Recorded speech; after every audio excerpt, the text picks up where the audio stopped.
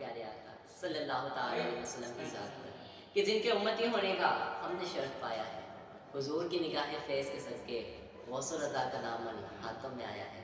السلام علیکم ورحمۃ اللہ وبرکاتہ۔ ناظرین کرام اور حاضرین محفل، میں ہوں آپ کا میزبان محمد حسن قریشی، اور آج ہم رمضان شریف کے سیگمنٹ پہ کام کر رہے ہیں، رمضان کی خوشیاں، جس کا نام ہے رمضان کی خوشیاں۔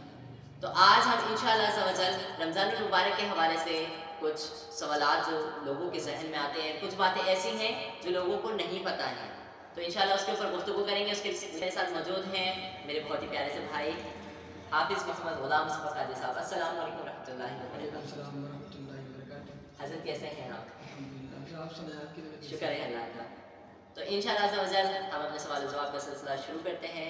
تو حضرت میرا سب سے پہلا سوال آپ سے یہ ہے کہ روزہ کسے کہتے ہیں؟ کیونکہ کافی لوگ روزہ رکھتے تو ہیں، اب روزہ رمضان شریف آتا ہے، روزے آ رہے ہیں، لیکن روزہ ہے کیا یہ ہر کسی کو نہیں پتا، تو اس میں ہماری رہنمائی فرما دیجیے۔ بالکل کیوں نہیں، لیکن سب سے پہلے تو روزہ جو ہے وہ کہتے کسے ہیں؟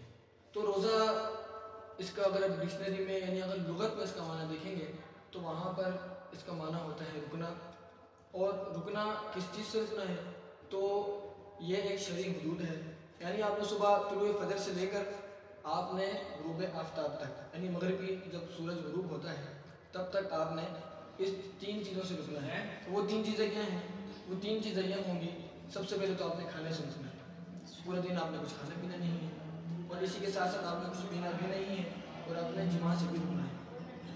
اسی کے ساتھ ساتھ آپ کی نیت بھی ہونی چاہیے، اور نیت ایک عاقل اور بالغ شخص کرے، اور اس پورے دن نیت کے ساتھ وہ روزہ رکھے۔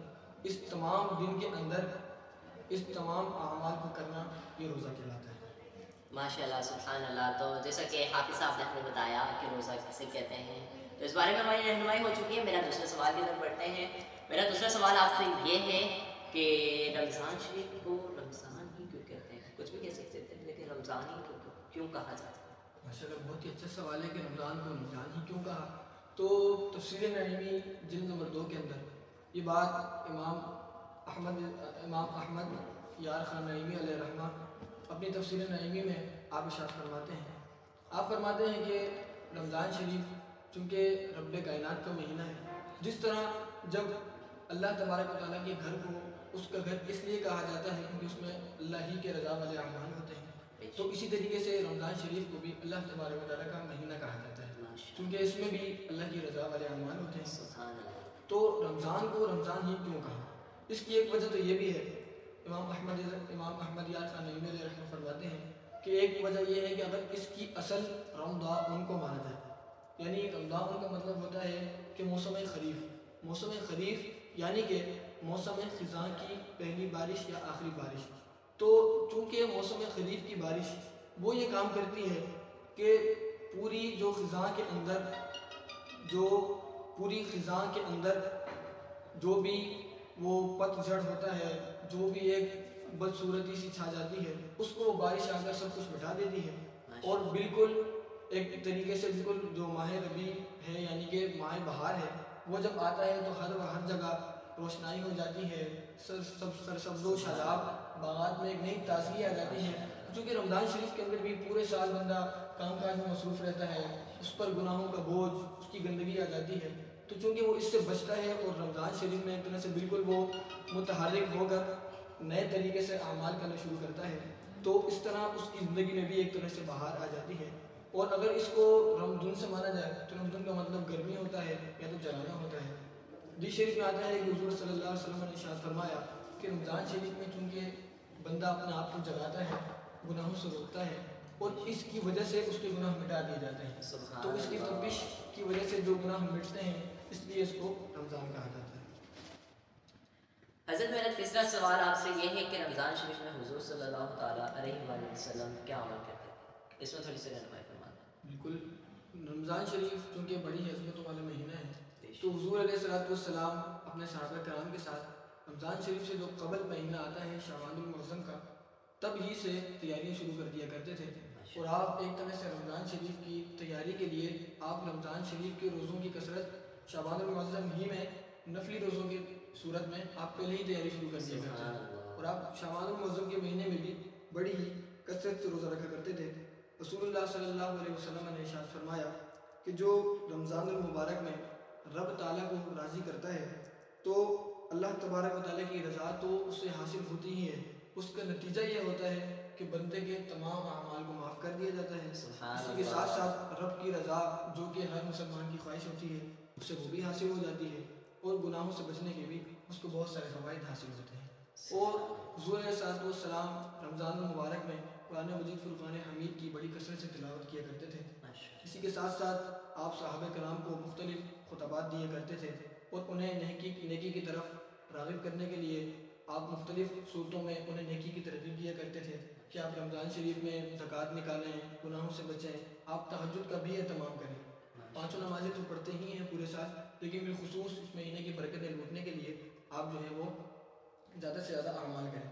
اور اس مہینے میں حضور صلی اللہ علیہ وسلم نے ارشاد فرمایا کہ نفل کا ثواب فرض کے برابر ہو جاتا ہے، اور فرض کا ثواب ہے وہ 70 گنا بڑھ جاتا ہے۔ تو یہ ساری رمضان شریف کی برکتیں ہیں، اللہ تعالیٰ ہمیں بھی اس کی برکتیں لوٹنے کی توفیق عطا فرمائے۔ ماشاءاللہ، کسی نے خوب کہا ہے نا کہ رمضان شریف کے اندر دنیا کی چیزیں مہنگی ہو جاتی ہیں اور آخرت کا سامان سستا ہو جاتا ہے۔ کیا بات ہے رمضان شریف کے مہینے کی۔ تو حافظ صاحب میں بڑھتا ہوں اپنے چوتھے سوال کی طرف، اور میرا چوتھا سوال آپ سے یہ بڑا انٹرسٹنگ کا سوال ہے کہ رمضان شریف میں صحابہ کرام کیا عمل فرماتے تھے، اس میں تھوڑی سی ارشاد فرمائیں۔ تو ہم حضرت انس بن مالک کی بات کرتے ہیں رضی اللہ تعالیٰ عنہ۔ حضرت انس بن مالک یہ وہ صحابی ہیں کہ جنہوں نے حضور علیہ السلام کی تقریباً 10 سال تک خدمت کی ہے۔ سبحان 10 سال حضور کی خدمت پہ رہنا یقیناً بہت ہی بڑے اعزاز کی بات ہے، حضور سے بہت ہی کچھ سیکھنے کو ملا۔ تو آپ فرماتے ہیں کہ ہمارا عمل، یعنی صحابہ فرماتے ہیں کہ ہمارا عمل کچھ یوں ہوتا تھا کہ ہم رمضان شریف کو شروع ہوتے ہی شعبان المعظم کا چاند نظر آتے ہی پہلے سے ہی ہم رمضان شریف کی تیاری کے لیے ہم قرآن مجید فرقان حمید کی تلاوت کی ہم کثرت کر دیتے ہیں پہلے ہی۔ چونکہ ہم تو ایسے کرتے ہیں کہ ہم کافی بعد میں جا کر زکوٰۃ نکالتے ہیں، صحابہ کرام فرماتے ہیں ہم اپنے مال مویشی میں سے زکوٰۃ پہلے ہی نکال لیتے تھے، پھر جو قرآن کی تلاوت کی کثرت، رمضان کریم میں قرآن کی کثرت، پھر زکوٰۃ بھی نکالتے تھے۔ اسی طریقے سے وہ غلام جو صحابہ کرام کے پاس ہوتے تھے کہ جن پر کوئی شرعی حد یعنی کوئی سزا نہیں لگی تو ان سب کو آزاد کر دیتے تھے، اور جنہیں سزا دینی ہے انہیں ان کی سزا مکمل کرنے کے بعد آزاد کر دیا کرتے تھے۔ اسی کے ساتھ ساتھ تاجر جو ہے وہ جتنے بھی اپنے قرض دار ہوتے تھے ان سے اپنے قرضے وصول کر لیا کرتے تھے، اور جس کو وہ دیکھتے ہیں کہ یہ قرضہ ادا نہیں کر سکتا اس کو قرضہ ہی معاف کر دیا کرتے تھے، کیونکہ صحابہ کرام تو ویسے ہی حضور کی بارگاہ میں رہ کر نیکیوں کے بڑے حریص ہوتے تھے، تو وہ کوشش کرتے کہ جس بھی پہلو سے ہمیں موقع ملے ہم نیکی حاصل کر لیں۔ تو یہ تھے حضرت انس بن مالک رضی اللہ تعالیٰ عنہ۔ سبحان اللہ، سبحان اللہ، ماشاء اللہ، کیا بات ہے صحابہ کرام کی۔ دیکھیں قرضہ بھی معاف کر رہے ہیں رمضان شریف کے صدقے، اور روزوں کی کثرت کرنا، قرآن پاک کی تلاوت کی کثرت کرنا، یہ یقیناً صحابہ کرام نے ہمیں پیغام دیا ہے کہ ہمیں رمضان شریف کی تیاری کس طرح کرنی چاہیے۔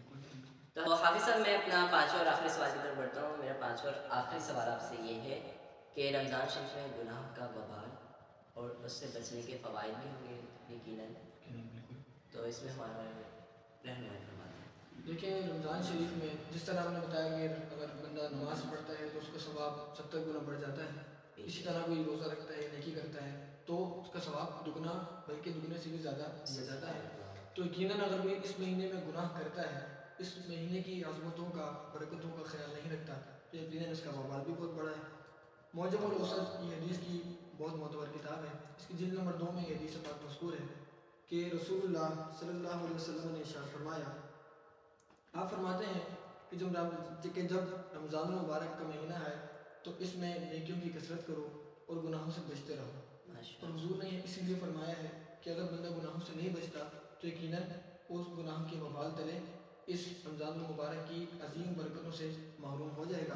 اس طریقے سے حضور پرنور صلی اللہ علیہ وسلم نے ارشاد فرمایا، اور یہ معجم الاوسط جلد نمبر 3 میں آپ ارشاد فرماتے ہیں، رسول اللہ صلی اللہ علیہ وسلم نے ارشاد فرمایا کہ جس طرح اس مہینے کے اندر نیکیوں کی امپورٹنس، اس کی اہمیت کو بڑھا دیا جاتا ہے، اسی طریقے سے گناہوں کے وبال کو بھی کئی درجے تک بڑھا دیا جاتا ہے۔ تو جس طرح ہم نے کہا کہ گناہوں کا وبال بڑھ جائے گا، اس پر یہ حدیث پاک دلالت کرتی ہے۔ اللہ پاک ہمیں گناہوں سے بچنے کی توفیق عطا فرمائے۔ اور جیسا کہ آپ نے سوال کیا کہ گناہوں سے بچنے کے فوائد کیا ہوں، دیکھیں گناہ رمضان شریف میں ہوں، رمضان شریف کے علاوہ ہوں، ہر صورت میں ہمیں گناہوں سے بچنا ہے۔ ان کے گناہ سے رب نے صرف رمضان کے مہینے میں نہیں بلکہ پورے سال رکھنے کی تنبیہ فرمائی ہے۔ اس کے فائدے کیا ہوتے ہیں؟ اس کا سب سے پہلے تو فائدہ یہ ہوتا ہے آپ کا ذہن صاف ہوتا ہے۔ دوسری بات، جب ذہن صاف ہوگا آپ کا نماز میں خضوع پڑے گا، اور بزرگ فرماتے ہیں کہ اس کی زبان میں تاثیر آنے لگ جاتی ہے۔ جب وہ کسی کو نصیحت کرے گا، نماز کی طرف بلائے گا، اس کی زبان میں تاثیر آئے گی۔ اسی کے ساتھ ساتھ فرماتے ہیں کہ جو گناہوں سے بچتا ہے اس سے ہر میدان میں رب کائنات فتح عطا فرماتا ہے، اس کو کامیاب عطا فرماتا ہے، کیونکہ جب وہ پرخلوص ہو کر اللہ کو حاضر ناظر مان کر گناہوں سے دور ہو کر جب وہ کسی فیلڈ میں اترے گا، کسی منصب پر یا کسی کام کرنے کے لیے وہ آگے بڑھتا ہے تو رب کی مدد اس میں شامل حال ہوتی ہے۔ اسی کے ساتھ ساتھ گناہوں سے بچنے والے کے لیے تو دنیا اور آخرت کی بے شمار بھلائیاں ہیں۔ اللہ پاک سے دعا ہے کہ اللہ تعالیٰ ہمیں رمضان شریف میں بھی اور اس کے علاوہ بھی مکمل طور پر گناہوں سے بچنے کی توفیق عطا فرمائے اور ہمیں اس پر عمل کرنے کی توفیق عطا فرمائے۔ آمین۔ تو میں بہت شکر گزار ہوں حافظ صاحب کا کہ حافظ صاحب نے اپنا قیمتی وقت نکال کر مجھے دیا۔ اللہ تعالیٰ آپ کو جزائے خیر دے، اور اللہ تعالیٰ ہمیں اسی طریقے سے ایسی محافل سے جانے کی توفیق عطا فرمائے۔ آمین۔ واخر دعوانا ان الحمدللہ۔